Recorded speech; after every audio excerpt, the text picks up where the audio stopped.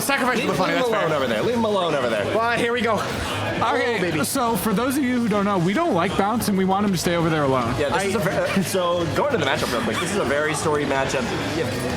Almost every time these guys are at the same regional, they always end up playing each other. I think Pelca's up lifetime.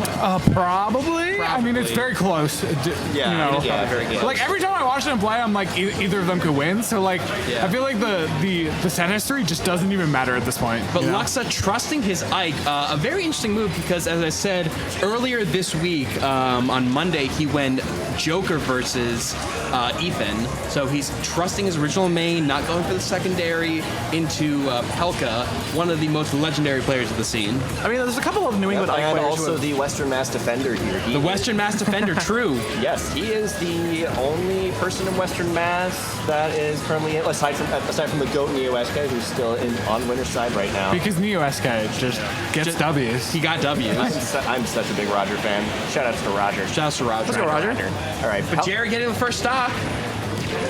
Getting a good. We're going to continue this too. It's 48%. All right, I don't know about that. He always does that. He reads the lower cover every single time. It's a low risk, high reward play. That's true.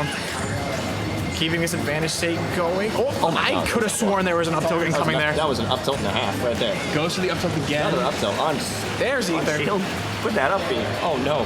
Exactly. Not looking good for Pelca right now. Great down to shield. Fantastic out of shield option from Snake. Frame 3, I believe.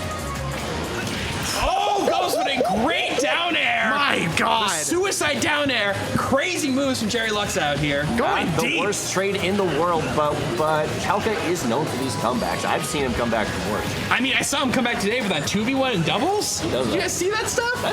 I also saw him suicide KO his own teammate.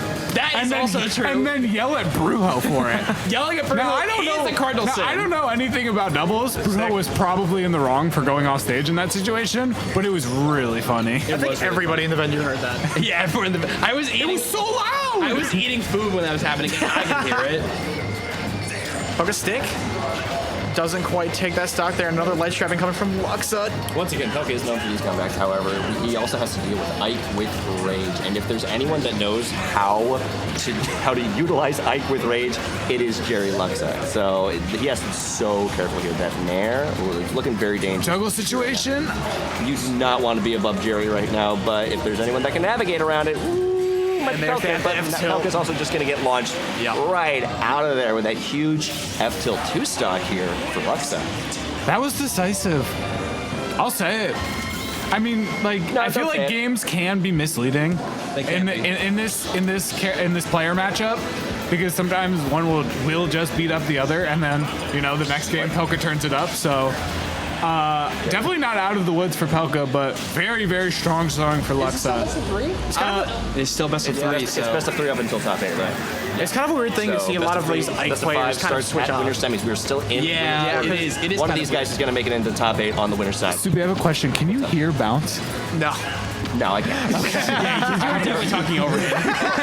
I'm so sorry, Bounce. You're good. No, but I'm thinking about like Geno King. All right, so Subi's gonna take the suggestion we had and sit next to Bounce. Yeah, because I'm thinking about Geno King also switching off of Ike pretty recently to kind of main Aegis and a lot more of a sense, like just character sense being better in general. Yeah, but there isn't that many similarities between Aegis and Ike. Great down air. Hitbox. Yeah. Good lord. I love when we all freak out for like a cool option. We just go full monkey. Guys, That's great. I mean, game respect game. It's great gameplay. Yeah, I like the extended hitbox. Yeah, It always looks a little cool. There's not a lot of characters that can take advantage of Cypher like that, and use the extended hitbox, because not a lot of down airs are disjointed like that, but Ike's is. I mean, I just like seeing this character because I love Path of Radiance. It's one of my favorite games of all time. I've never passed my Radiance, not once. You should. It's a good game. Unless you hate Fire Emblem, then you're never gonna like that game. Is it on GameCube? Yes, it is. Oh, raw. Yeah, but you know what else it's on? Dolphin. not plugging emulators. What's an emulator? All right. I play on my GameCube. What are you guys talking about? Yeah, I play on my very modern GameCube. Hashtag getting off me 2 again. 209, 206. Doesn't go for an up 215. tilt again for some reason. And Pelca's going for these jabs, but it works out for him, I guess. The worth it trade, maybe? it was pretty worth the trade there. Might not have been worth it. Now he's getting juggled. It's a circus right now. The pressure. Lux is the ringleader. I would just like to say Luxa lost that stock at 233 after the crazy. hit. That's so much. I feel like when people say like Snake matchup, oh, Snake wins the trades. Lux has kind of been winning the trades so far in this set. He really has. Back in neutral for these two. Jerry up decent amount of percent and stock lead.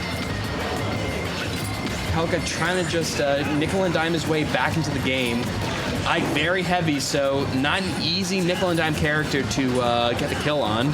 However, Snake is the king of nickel and diming. He really is.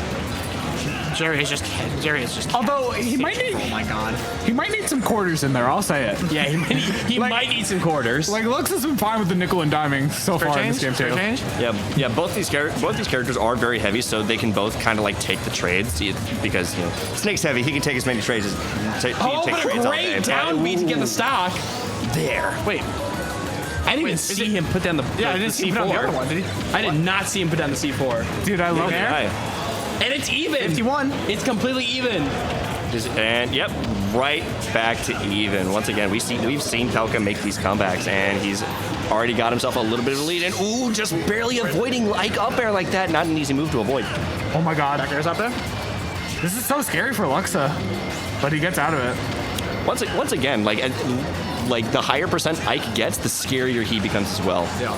He really does, because not guaranteed kill, but he's definitely going to kill you early. Snake is absolutely a kill percent right now. I would say, like, Snake is one of the scariest guys to go up against in this game. Oh my god. Ike is also one of the scariest guys. There's the back here. Yeah, that back is gonna That's kill. gonna be good. Yeah. Yep. And that is a 2-0 for Luxa, getting to winner side, top 8 here at the Prodigy Classic. Yup. Can I talk about that upbeat at the end? That looked like Luxa's biggest mistake ever, drifting all the way to